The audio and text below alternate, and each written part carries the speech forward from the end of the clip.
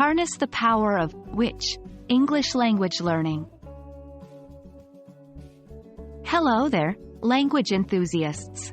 Today, we're going to delve deeper into one of the most versatile tools in English grammar, the defining relative clause, particularly focusing on the use of the word which for things. Defining relative clauses provide essential information about the noun that precedes them. So buckle up and let's get started. Before we dive into additional resources, let's quickly recall the primary role of which in defining relative clauses. Which is a relative pronoun we often use to introduce a defining relative clause, particularly when referring to things or animals. For instance, I finally fixed the car, which was in the garage. One of the best ways to deepen your understanding is by immersing yourself in English books.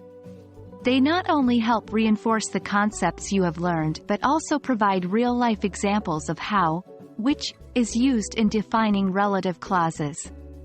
Some great book recommendations include Eats, Shoots and Leaves by Lynn Truss and English Grammar in Use by Raymond Murphy.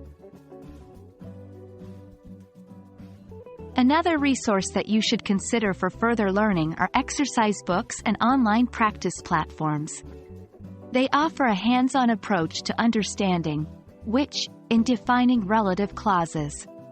An excellent exercise book to consider is Understanding and Using English Grammar by Betty Azar. It provides in-depth exercises that are engaging and effective. In today's digital age, learning has become more accessible than ever. There are several mobile applications that can help you understand which in defining relative clauses better. Apps like Duolingo, Babbel, and HelloTalk have exercises and lessons dedicated to this topic. Lastly, consider joining online forums and communities where you can interact with other English language learners and tutors. Here, you can ask questions, participate in discussions, and gain more insight into using which in defining relative clauses. Websites like Reddit's Our English Learning or BBC's Learning English Community are great places to start. There you have it, a myriad of resources to help you master the use of which in defining relative clauses.